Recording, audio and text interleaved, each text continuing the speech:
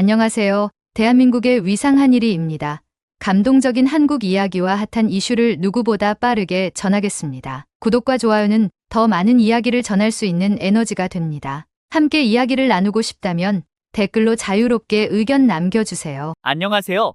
저는 최근에 친한 친구와 한국에 같이 여행을 온 제이슨이라고 합니다. 제가 여행을 하면서 꽤 신기한 걸 보았는데 이러한 제 경험담을 구독자 여러분들께 공유해 드리고 싶었습니다. 저에게 여행 중에 무슨 일이 있었는지 지금부터 이야기해 드리겠습니다.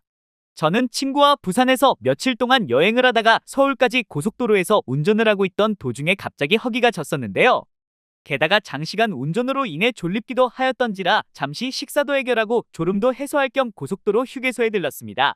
워낙에 깊은 밤이라 인적도 드문 시간대였는데요. 길고 긴 도로를 쉼없이 달려온 저와 제 친구는 너무나 배고파 어떻게든 이곳에서 배를 채워야만 했습니다. 원래는 편의점이나 자판기에서 대충 낀 일을 해결하려고 했습니다만 저희가 온 휴게소가 타 휴게소와 비교해 보았을 때 어째선지 어딘가 다른 느낌이 들어서요. 무엇이 다른 건지 이리저리 살펴보다가 불이 꺼진 음식점들 사이에서 유독 밝게 빛나는 디지털 메뉴판과 유리병 너머의 로봇팔이 움직이는 것을 보게 되었습니다. 참 희한하게 주방 쪽에는 사람이 단 한 명도 없음에도 불구하고 오로지 기계 팔만 제자리에 서 있더라고요. 그 모양새가 마치 제가 주문하기를 기다리는 것 마냥 자기 위치를 고수하고 있더군요. 저는 친구랑 그걸 보면서 재미있게 나름 추론을 하기 시작했습니다. 저거 팔이 왜 저 모양이야? 어디다가 써먹는 걸까?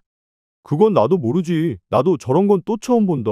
저는 기계팔을 보면서 속으로 알 수 없는 기묘함을 느끼면서도 동시에 어떤 용도로 쓰이는지 궁금하기도 하였는데요. 그렇게 저는 주문을 직접 해보기 위해 그 앞에 있던 키오스크에 다가가 화면을 터치하였습니다. 화면을 터치하자 무언가가 뜨더니 이곳에서 먹을 수 있는 메뉴가 쫙 깔려 나왔습니다. 메뉴에는 돈가스, 우동, 라면, 찌개 등 여러 메뉴가 있었는데요. 저는 마침 라면이 땡겨서 바로 라면을 주문하였습니다. 인생처럼으로 로봇이 만들어주는 라면의 맛이 어떤지도 궁금하였는데요. 제가 주문을 하자 갑자기 기계 팔이 분주히 움직이기 시작하면서 재료를 정확히 계량해 투입하고 육수를 끓였으며 마지막에는 고기와 파를 얹어 완벽히 라면을 만들어냈습니다. 저는 빠르게 라면을 조리한 로봇 팔을 보고 아무 생각 없이 멍하니 바라보기만 하였습니다. 처음엔 그저 신기하기만 했습니다. 로봇이 음식을 만든다니 마치 영화 속에서만 볼 수 있는 장면인 것 같았습니다. 하지만 이내 라면에 집중하기 시작하였는데요. 정말 기계가 만든 음식이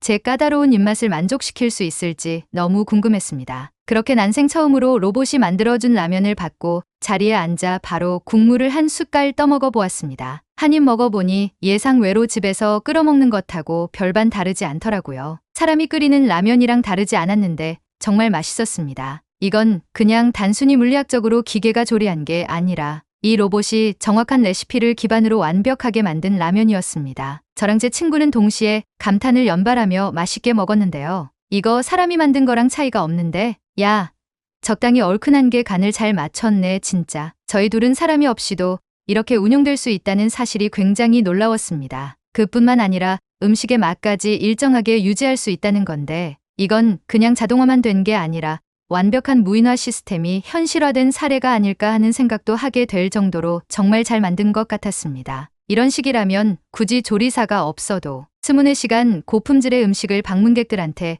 충분히 제공할 수 있겠다는 생각이 들기도 하였습니다. 저 같은 외국인 관광객이 봐도 이건 앞으로 고속도로 휴게소뿐만 아니라 세계의 음식 문화에도 새로운 질서를 만드는 데에 영향을 끼칠 것 같았습니다. 그때 마침 또 다른 여행객들이 들어오더니 이리저리 둘러보다가 저희가 있는 쪽을 보았습니다. 자세히 보니 그들은 일본인이었는데요. 그들 또한 로봇팔이 신기하였는지 스마트폰을 들고 로봇팔을 촬영하면서 감탄하고 있었습니다. 로봇팔이 조리를 하자 그들은 더 놀라워하면서 로봇팔이 음식을 조리하는 과정을 촬영하기도 하였습니다. 그때 무리에 있던 한 사람이 말하였습니다. 일본에도 이렇게 요리해주는 로봇이 몇몇 있긴 있다만 한국에서도 이런 게 있을 줄은 전혀 몰랐어. 그것도 휴게소에 있다니 참 놀라운 나라야. 심지어 조리까지 완벽하게 해주네. 무리에 있던 다른 여행객들도 탄성을 내지르면서 로봇이 조리해준 요리를 음미하고 있었는데요. 와, 이 정도 퀄리티면 진짜 괜찮은데? 이게 자판기 음식이 아니라 간 만든 요리라고?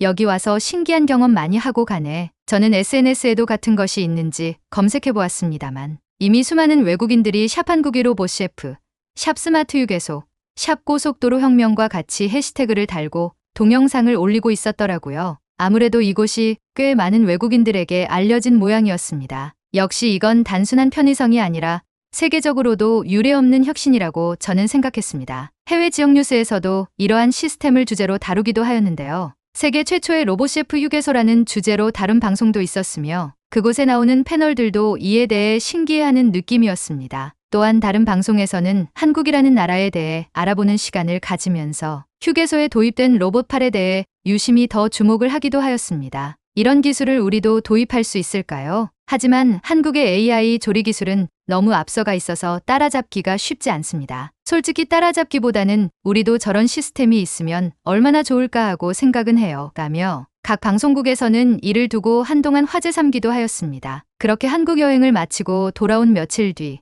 저는 더 놀라운 소식을 듣게 되었는데요. 한국의 IT 기업들이 로봇 셰프 기술을 해외에 수출하기 시작했다는 소식이었습니다. 이에 대해서 미국의 패스트푸드 기업들이 관심을 보이기 시작했으며 유럽 또한 여러 업체들이 이 시스템을 도입하기 위해 한국에 러브콜을 보내기도 하였습니다. 심지어 일본에서는 한 대형 프랜차이즈 기업이 한국 기업과 협력 계약을 맺기도 하였고요. 물론 다른 국가에서도 각자 자기만의 로봇 셰프 기술을 도입을 하고 있었으나 한 가지 우려 사항이 있다고 하였는데요. 이는 단순히 로봇이 조리하는 것이 아니라 정확하고 명확한 조리 알고리즘을 파악해야 하는데 그에 따른 기술적인 문제가 있었다는 것입니다. 그러나 한국의 로봇 셰프 기술은 단순히 기계가 요리를 하는 게 아니라 수백만 개의 데이터를 분석해 고객 취향에 맞춘 맞춤형 요리를 제공하는 수준으로 발전했습니다. 그로 인해 일본과 유럽 등등 다양한 국가들이 이러한 한국 기술을 직접 수입하는 방법을 택할 수밖에 없었다고 합니다. 제가 그 이후로도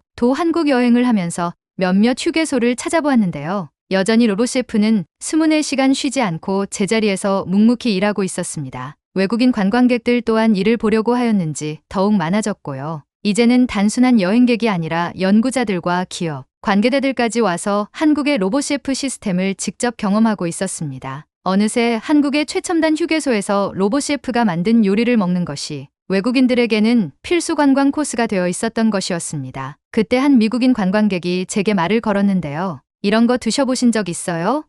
전 처음 먹어봤는데 한국에서 로봇이 요리하는 음식이 이 정도 수준까지 올라올 줄은 꿈에도 몰랐어요. 저는 웃으며 그에게 대답했습니다.